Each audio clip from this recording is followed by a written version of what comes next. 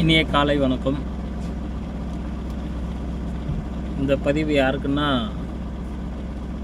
Status போடுறாங்க பாருங்கள். யூடியூப்னு பாரு, வாட்ஸ்அப்பில் ஸ்டேட்டஸ் போடுவாங்க ஃப்ரெண்டு, என் நண்பர்கள், சில ஃப்ரெண்டு, முக்கியமாக ஒரு ஃப்ரெண்டு இருக்கிறான், என் மச்சான் ஒருத்தக்கிறான்.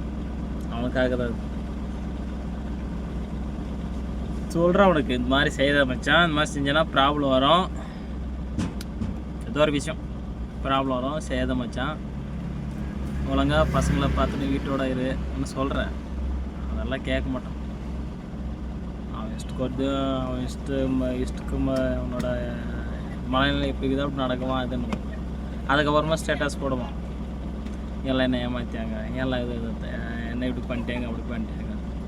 நான் சொல்கிறேன் ஃபஸ்ட்டே, நீ கரெக்டாகிறா, யாரும் எதுக்கும் போகாத, நீ உண்டு வேலையும் உண்டு, அதெல்லாம் கேட்க மாட்டான். இவனா போய் எங்கன்னா மூவ் பண்ண அழிச்சிடுவான், எதான பண்ணிவிடுவான். அதுக்கப்புறம் ஸ்டேட்டஸுக்கு மட்டும் யாரும் நம்பக்கூடாது, வேறு இது பண்ணக்கூடாது. எதுக்கு நான் சொல்கிறோம், நான் இந்த மாதிரி ப்ராப்ளம் ஆகுது சார், இந்த மாதிரி விஷயத்துக்கு போகாது, இந்த விஷயத்துக்கு போனால் இப்படி ஆகுதுன்னு சொல்கிறேன். கேட்க மாட்டான். இப்போ பண்ணிவிடுவான், மாட்டிக்குவான், எல்லா இடத்துல காரி துப்பிக்குவான். மறுபடியும் இவனை இப்படி பேசுகிறாங்க, என்ன இப்படி பண்ணிட்டாங்க, அந்த உலகமே சரியில்லை, ஆளுகளே சரியில்லைன்னு ஸ்டேட்டஸ் வைக்குவான். ஆனால் என்கிட்ட என்னை மட்டும் பிளாக் பண்ணிச்சுட்டு இருக்குவான். ஏன்னா நான் கழுவி ஊற்றுவோம். அவனுக்கு தெரியும், அவனுக்கு நல்லா,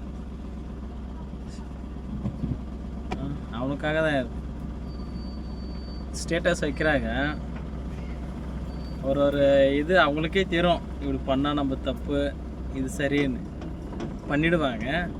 ஆனால் ஸ்டேட்டஸ் மட்டும் ஃபீலிங்காக, ஐயோ இப்படி ஆச்சு, ஐயோ அப்படி போச்சே, யாரையும் நம்பக்கூடாது, எப்படி பண்ணக்கூடாது அப்படின்னு அவளுக்கு தான் அந்த பதிவு, வேறு யாருக்கு இல்லை. சும்மா தான் இது பண்ணேன். முக்கியமாக மச்சான் ஒருத்தக்கிறேன், அவனுக்கு தான்.